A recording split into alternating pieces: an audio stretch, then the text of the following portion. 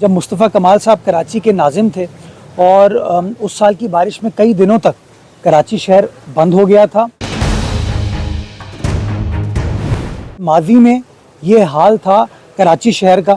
अब की बार आपने देखा कि कराची बंद नहीं हुआ। ये बेहतरी है, लेकिन आइडियल सिचुएशन आज भी नहीं है। मैंने अपनी ज़िंदगी में फरवरी के महीने में इस तरह की बारिश नहीं देखी। तो हमारे यहाँ एक नेशनल साइकी हो गई है जल्दबाजी। जैसी बारिश होती है ना तो लोग हम पैनिक कर जाते हैं।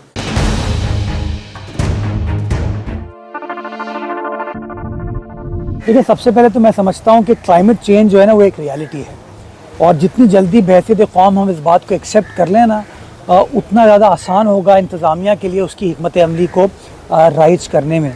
मैंने अपनी ज़िंदगी में फरवरी के महीने में इस तरह की बारिश नहीं देखी। कभी कभार ड्रिज़ल वगैरह हो जाती थी, लेकिन इतनी शदीद बारिश नहीं देखी। तो मैं समझता हूँ पहली चीज़ तो ये कि हकीकत है। दूसरी चीज़ जो हमारे यहाँ एक नेशनल साइकी हो गई है जल्दबाजी। जैसी बारिश होती है ना तो लोग हम पैनिक कर जाते हैं।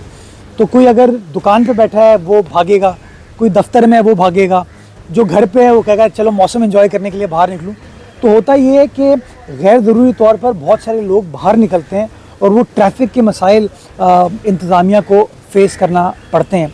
मैं बार बार लोगों को ये कहता हूँ कि जब भी इस तरह की चीज़ होती है, पहला मैसेज मेरा ये होता है, जैसे ही मैं रियलाइज़ करूँ कि हाँ ट्रैफिक चौक हो गया है या सड़कों पर रश है, मैं लोगों को कहता हूँ कि लोग गैर ज़रूरी तौर पर ना निकलें। उसकी बुनियादी वजह ये कि अगर ट्रैफिक चौक हो जाएगा तो जो रिलीफ का काम करना है, जो रेस्क्यू का काम करना है, वो भी करने में दुश्वारियाँ आती हैं। टाइम्स ऑफ कराची से जुड़े रहने के लिए हमारा चैनल सब्सक्राइब करें। हमारी वीडियोस को सबसे पहले देखने और बाखबर रहने के लिए बेल आइकन पर क्लिक करना ना भूलें। देखिए, सबसे इम्पोर्टेंट चीज़ तो ये कि मुस्बित सोच होनी चाहिए ना। तनकीद करने से, मसाइल उजागर करने से तो मसाइल कभी भी हल नहीं होंगे। तो मुस्बित सोच के साथ आगे बढ़े मामलात हल हो सकते हैं। मैं कोई ब्लेम गेम पे नहीं जा रहा, लेकिन मैं आपके साथ जून 2007 की बारिश का जिक्र करना चाहूँगा, जब मुस्तफ़ा कमाल साहब कराची के नाज़िम थे और उस साल की बारिश में कई दिनों तक कराची शहर बंद हो गया था और जिस तादाद में लोगों की अमवात हुई थी वो आपके सामने है। मैं कोई डिस्क्रेडिट क्रिटिसाइज़ नहीं कर रहा, लेकिन मैं हकीकत बता रहा हूँ कि माजी में ये हाल था कराची शहर का। अब की बार आपने देखा कि कराची बंद नहीं हुआ और अल्हम्दुलिल्लाह आपको उस तरह की अमवात के वाक़यात सुनने को नहीं मिले। ये बेहतरी है, लेकिन आइडियल सिचुएशन आज भी नहीं है।